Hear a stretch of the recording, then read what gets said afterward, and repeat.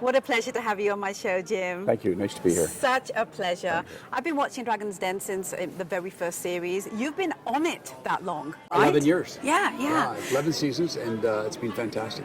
Tell me why you do this. I mean, because you're probably the longest standing dragon. I think the biggest thing for me is the entrepreneurship of Canadians and seeing how it's going. And I'm having fun doing it and seeing them and coming on the show and seeing the new people coming on with new ideas, new businesses. So it's been exciting for me.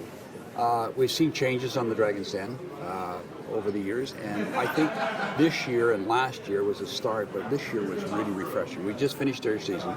It's in the can, and what they're doing now is the real people get to work and make us look good. What would you say are the top 3 things you personally as an investor look for? Because I've seen that there's a diverse portfolio that you invest in, right? But there's got to be something you look there is. for. Yeah, and the first thing I look for is the people.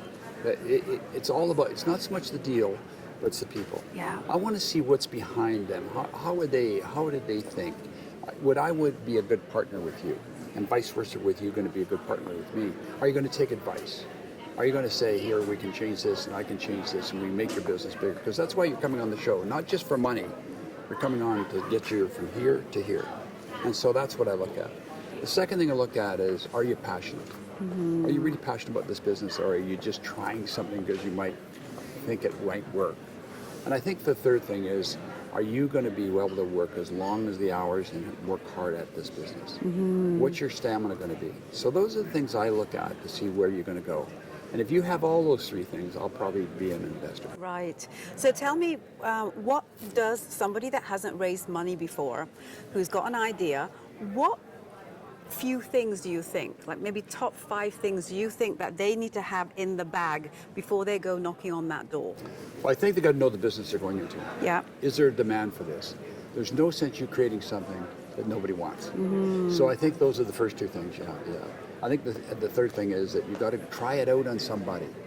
You know, it just as your parents or your uncle and aunt, they're going to say, oh yes, whatever it's right or wrong, they're going to want you to not quit. Of course. That's the wrong people to go to. Yeah. And I think that was the 4th thing I'd look at is get out and test the product somewhere with people that are around doing something similar. See what your competition's going to be like, because there is going to be competition.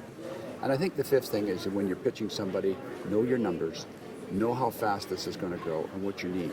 Don't go in and say, I'm coming in with $300,000 for marketing, because you and I both know that is not very much money to do any product. So what you're going to do is, what's all the steps you need? I can help you with stuff like that, but I can't if you're not passionate or you don't want to work hard and you want to do this.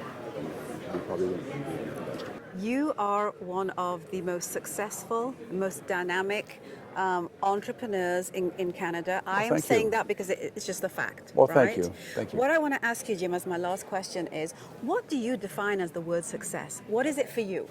Oh boy. It's a big one, huh? Yeah, it is a big one. And I tell you, I never think of myself as being successful. I think of myself as being having a good time and working hard at what I do and enjoy. I don't do things that I don't enjoy anymore.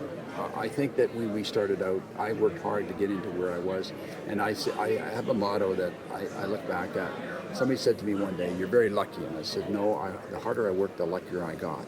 So I think there's some things that I had to look at and what I was doing, and success to me is how I see other people doing as well as I'm doing when I buy into a business or work with them in a business. Success is something you can help your family.